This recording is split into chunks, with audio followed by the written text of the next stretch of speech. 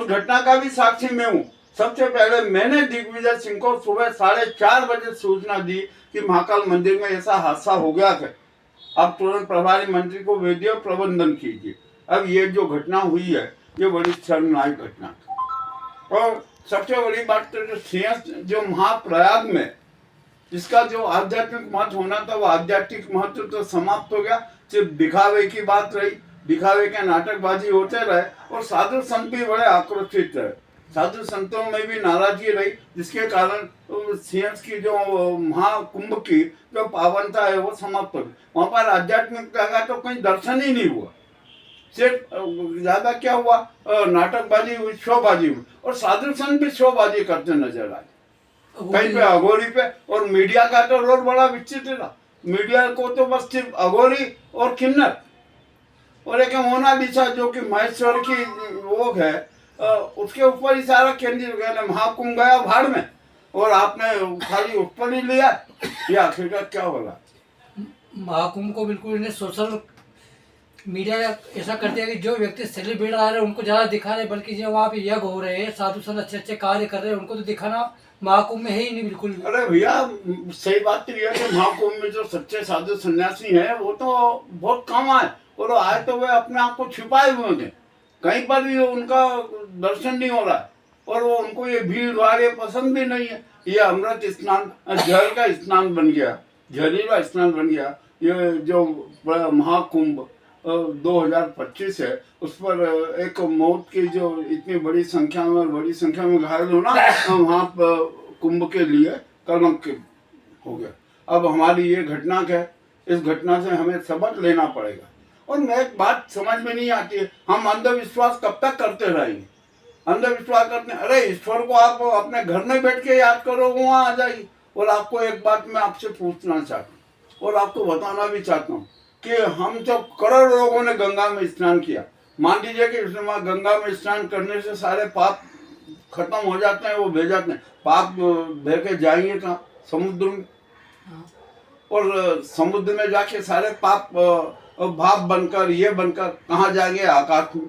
और आकाश में से बाद वर्षा के रूप में वही तो पाप चक्र हमारे यहाँ आएगा और जो हमने प्रकृति को दिया है वही हमें मिलेगा, इसके अलावा तो दूसरा कुछ मिलना नहीं है। तो जो ये महाकुंभ में जो ये घटना हुई है ये पाप चक्र का एक स्वरूप है, इससे हमें सतर्क रहना पड़ेगा और अंधविश्वास त्यागना होगा। यदि हमने अंधविश्वास नहीं त्यागा तो और इससे ज़्यादा स्थिति खराब होगी। और सनातन धर्म के सिद्धांत को तो मानो, आप सनातन धर्म की तो उपेक्षा कर रहे हो, उसके शव पर बैठकर अपने ये साधु संत अपनी गरिमा कर रहे हैं, कोई अपना प्रदर्शन कर रहा है। आपने सब देखिए अब महाकुंभ में कितने भूले प्रदर्शन हो रहा है, सब कुछ हो रहा है। तो जो सनातन धर्म का जो एक महाकुंभ रहता है उसको कलंकित किया जा रहा है और जो सनातन धर्म के साथ अन्याय हो रहा है। आपको ये पता है कि आखिर का प्रयाग कब महाकुंभ किसने शुरू किया? राजा हर्षवर्धन थे, ईसा से 700 वर्ष पूर्व उन्होंने ये किया था। वहां पर सिर्फ दान की प्रथा थी कि वे राजघराने का जितनी भी संपत्ति थी वे दान कर देते थे गरीबों को, जरूरतमंदों। और यहाँ पर तो आप देख ही लीजिए कि करोड़ों के श्रद्धालु आए, करोड़ों के श्रद्धालुओं में जरा संख्या तो देखिए, 10 लाख से अधिक तो जो उठाई गिरे वहां पर 1 लाख 2 लाख से ज्यादा पॉकेट मार रहे और लाखों की संख्या में व्यापारी व्यवसाय कर रहे हैं। वहाँ पर जो आवास के नाम, टेंट के नाम, होटल के नाम कितनी प्रकार की लूट है। तो ये कहाँ है? ये तो लूट कुंभ हो गया। आपने कहाँ रखा इसको आध्यात्मिक कुंभ?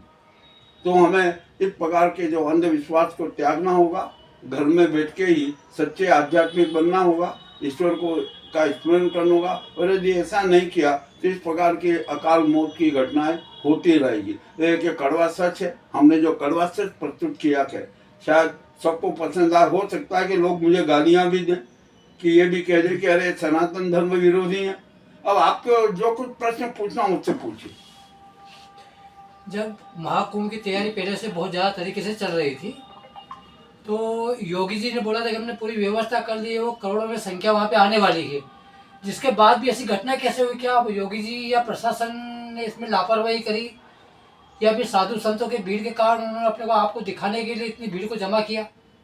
देखिए आपने बड़ा अच्छा सवाल उठाया कि जब करोड़ों की संख्या आने की संभावना थी, आपने विचार किया लोग करोड़ों के आए, क्योंकि 144 साल बाद ये महाकुंभ लगा।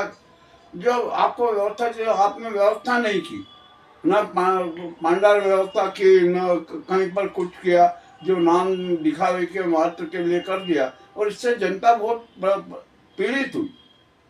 और आपको जो भीड़ प्रबंधन आपने करा का, हाँ, भीड़ प्रबंधन की व्यवस्था, भीड़ प्रबंधन तो बिल्कुल फेल रहा। यदि भीड़ प्रबंधन उचित होता, तरीके से स्नान की जो क्रमबद्ध चलते और सारी जो योजनाएं बनाते कि इसके पीरियड में, इसके बीच में, इस समय में जनता स्नान करेगी, घाट खाली हो जाते, साधु संतों का स्नान होगा। अब साधु संतों जाते के जाके पहले जनता को स्नान करे तो हम सोचेंगे बाद में कि अमृत स्नान करेंगे। अरे क्या आखिरकार हो रहा है।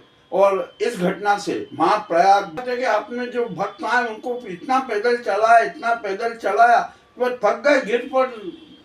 हाँ, जो उपलब्ध दिव्यांग व्यक्ति थे वो तो बीच में छोड़ छोड़ के वहां तक पहुंच ही नहीं पाए ना। और ये तो आना ही नहीं है ना। देखिए, एक बात बहुत स्पष्ट है कि आप घर के उसमें, घर के जो आपके आसपास के सरोवर है, तालाब है, उसमें उसी को आप गंगा मान के स्नान कर लीजिए। अंधविश्वास क्यों पालते?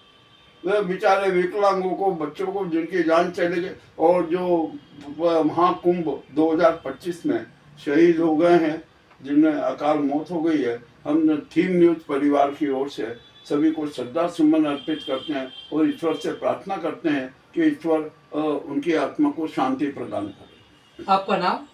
केसी यादव, लश्करी।